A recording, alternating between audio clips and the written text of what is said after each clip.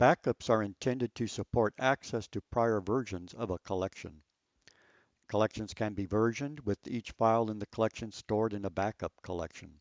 Backups enable multiple versions of a collection to be saved. Each version corresponds to a separate collection. The file names in the backup collection remain unchanged. The backup collections can be accessed to retrieve changed files. An implementation question is whether the backup is complete and holds all files from the original collection, or only files that have changed since the last backup. Note that the creation date of the backup collection defines when the backups were created. Two backup rules are demonstrated. The first rule backups all files into a versioned subdirectory.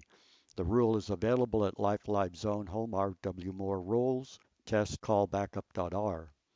The second backups only changed files into a version subdirectory. The rule is available at lifelib zone home rwmore rules test call backup changes.r. The rule test call backup.r creates a backup collection that contains all of the files from the original collection. The rule is shown here.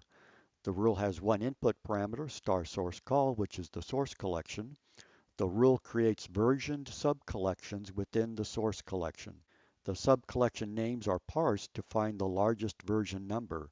Note that the rule appends the version number to the subcollection name after a period. A new subcollection is created with an incremented version number. All files are copied into the new subcollection version. The access controls on the copied files will need to be set. This approach keeps all of the files together in a backup collection and retains the original names for the files. The rule test call backup changes.r is shown here and creates a backup collection that only contains files changed since the last backup. The rule has one input parameter, star source call, which is the source collection. The rule creates a query to find all of the sub-collections in the source collection and their creation times. The collection names are parsed to find the largest version number and save the corresponding creation time.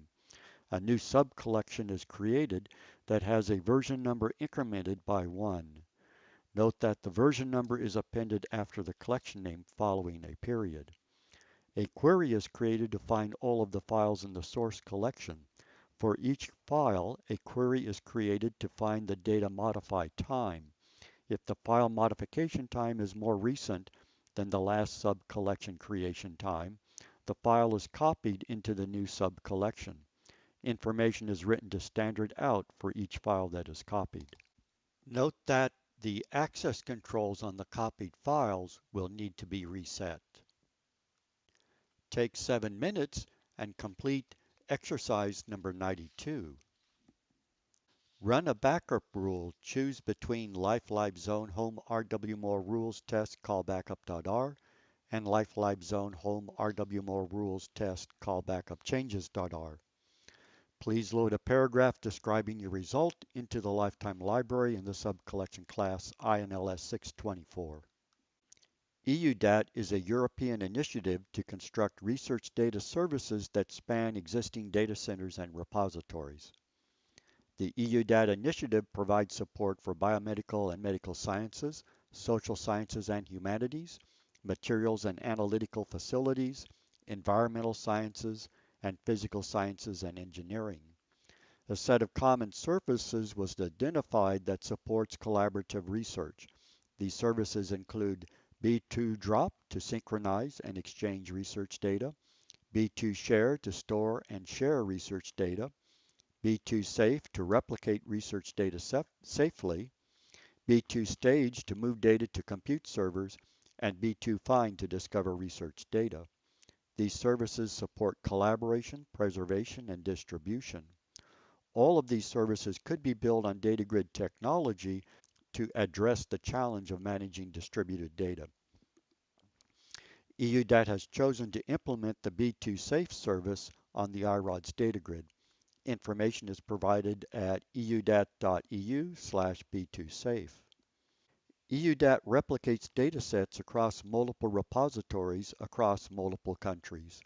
Each discipline using the system, can specify where the replica should be stored to facilitate research, how many copies should be made, and when the replica should be created.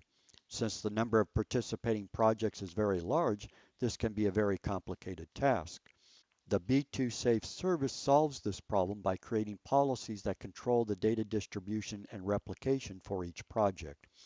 The policies can be audited for compliance with each project's expectations. The policies control the flow of data from a source to target replication nodes. After the transfers, the integrity of the replicas is verified.